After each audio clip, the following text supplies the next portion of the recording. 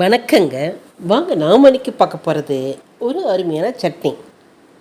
ஆமாங்க, இந்த கொய்யாக்காய் வச்சு ஒரு அருமையான சட்னிங்க. கொய்யாக்காயில் இருக்கிற இந்த மேல் பகுதி கீழ்ப்பகுதியும் கட் பண்ணி எடுத்துலாங்க. கொய்யாக்காய் பாதி காவட்டாக இருக்கணுங்க. கொய்யா பழமாக இருக்கக்கூடாதுங்க. 2 டீஸ்பூன் கடலைப்பருப்பு, உளுந்து பருப்பு, கொஞ்சமாக மிளகு சேர்க்குறோம்னா கொய்யா அருமையான உணவுங்க. சில பேர் வீசிங்க இருக்குங்க, அதனால் மிளகு சேர்த்திங்கன்னா சளி பிடிக்காதுங்க.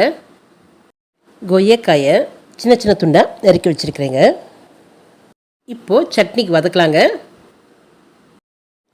எடுத்து வச்சுருக்கிற இந்த கடலைப்பருப்பையும் உளுந்து பருப்பையும் சேர்த்துக்கலாம்.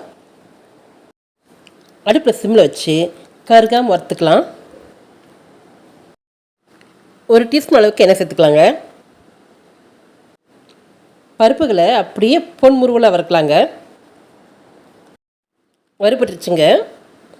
நான் ஏற்கனவே சின்ன வெங்காயத்தை ஒரு கைப்பிடி அளவுக்கு உரிச்சு வச்சுருக்கேங்க. இப்போ அதை சேர்த்துக்கிறேங்க. அதையும் சேர்த்து வதக்கலாம்.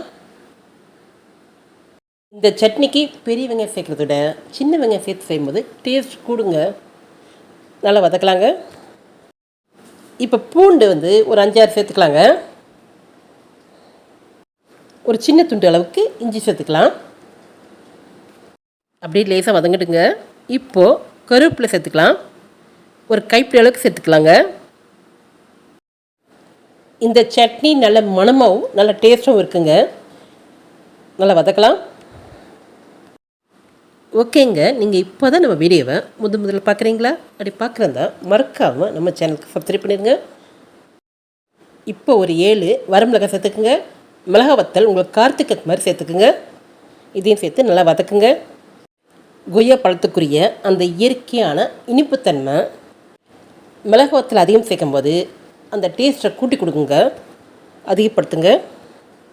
இப்போ கொஞ்சமாக புளி சேர்த்துக்குங்க. வதங்கிடுச்சுங்க. இப்போ நறுக்கி வச்சுருக்கிற அந்த கொய்யாக்காய் சேர்த்துக்கலாம். கொய்யாக்காய் நல்லா வதங்கணுங்க. நல்லா வதக்குங்க. சின்ன குறிப்புங்க, கொய்யாக்காவை அப்படியே சேர்க்குறத விட அதோட விதைகள் எடுத்துகிட்டு சேருங்க. ஏன்னு கேட்டிங்கன்னா கொய்யாக்காவோட அந்த விதைகள் கிட்னி ஸ்டோனை உருவாக்குங்க. நம்ம எப்போல்லாம் கொய்யாக்காய் எடுத்துக்கிறோமோ அப்போல்லாம் அந்த விதைகளை நம்ம எடுத்துடணுங்க. இந்த டிப்ஸ்லாம் எங்கள் பாட்டி சொன்னதுங்க. ஓகேங்க, இப்போ இதுக்கு தேவையான உப்பு சேர்த்துக்கலாம். இப்போது கொத்தமல்லி சேர்த்துக்கலாம். ஒரு கைப்பிடி அளவுக்கு தாராளமாக சேர்த்துக்குங்க. அதையும் சேர்த்து வதக்கலாம். இவ்வளோ சொல்கிறீங்களே, நீங்கள் கொய்யாக்காலேருந்து விதை எடுக்கலன்னு கேட்டிங்கன்னா,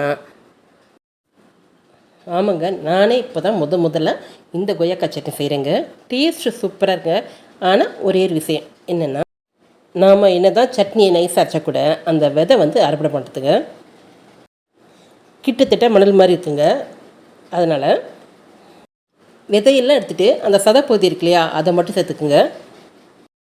இந்த கொய்யாக்காய் சட்னி ரொம்ப டேஸ்ட்டாக சூப்பராக இருக்குங்க. விதையோடு சேர்த்து செய்யும்போது நம்ம நாக்கில் மாட்டுதுங்க, அப்படியே நரன்னு இருக்குதுங்க. அதனால் விதை எடுத்துருங்க. இது ஆறின பிறகு அரைச்சிக்கலாங்க. இதோட டேஸ்ட்டுக்காக நாங்கள் 4-5 முறை இதை அரைச்சி சாப்பிட்டோங்க. அந்தளவுக்கு டேஸ்ட் சூப்பராக இருக்குங்க. வதக்குனது ஆறட்டுங்க. இப்போ இதுக்கு ஒரு தாளிப்பு போடலாம். எண்ணெய் சேர்த்துக்கிறேங்க. கடுகு, 2 சீரகம், கொஞ்சம் பெருங்காயம் போட்டுக்கலாம். இது வறுபட்டுங்க. வறுபட்டுச்சுங்க. இப்போ கொஞ்சம் கருவேப்பிலை சேர்த்துக்கலாம். கருவேப்பிலை சேர்த்துட்டு அது கொஞ்சம் பொரியட்டுங்க. இப்போ 4-5 மிளகாத்தூள் இருக்கு இல்லையா, அதை சேர்த்துக்கலாம். கொஞ்சமாக வெங்காயம் கூட சேர்த்துக்கலாங்க, அதுவும் டேஸ்ட்டாக இருக்குங்க. இது வதங்கிடுச்சுங்க. இது அப்படியே இருக்கணுங்க. இப்போ வதக்கி வச்சதை அரைச்சிக்கலாங்க. கொஞ்சமாக தண்ணி சேர்த்துக்கலாம். பாருங்கள், திப்பியாக இருக்குங்க. மறுபடியும் அரைக்கலாம். பாருங்கள் எவ்வளோ நைஸாக அரைச்சிருக்கேன்னு. சூப்பராக இருக்குங்க. டேஸ்ட் அவ்வளோ சூப்பராக இருக்குங்க. நல்ல வாசனையாக மணமாக இருக்குங்க. அரைச்சதை கிணத்துல மாற்றிடலாங்க. இந்த சட்னி சாதத்துக்கும் சூப்பராக இருக்குங்க. அதே நேரம் இட்லி தோசைக்கு வச்சுக்கலாங்க. இந்த சட்னி அப்படியே சூடான சாதத்தில் போட்டு சாப்பிட்லாங்க. கொய்யாக்கள் இருக்கிற சத்துக்கள் ஏறலைங்க. கொய்யா பழத்தை விரும்பாதவங்களும் பசங்களும் இந்த மாதிரி செஞ்சு கொடுத்தீங்கன்னா கண்டிப்பாக சாப்பிடுவாங்க. தாளித்து வச்சுருக்கோம் இல்லையா, இதை சேர்த்துட்டேங்க. நம்ம கொய்யாக்காய் சட்னி நல்ல டேஸ்ட்டாக நல்ல வாசனையாக சூப்பராக இருக்குங்க. கொய்யாக்காய் வச்சு இந்த மாதிரி டேஸ்டான சூப்பரான ஆரோக்கியமான சட்னியை நீங்கள் குழந்தைகளுக்கும் பெரியவங்களுக்கும் செஞ்சு கொடுங்க.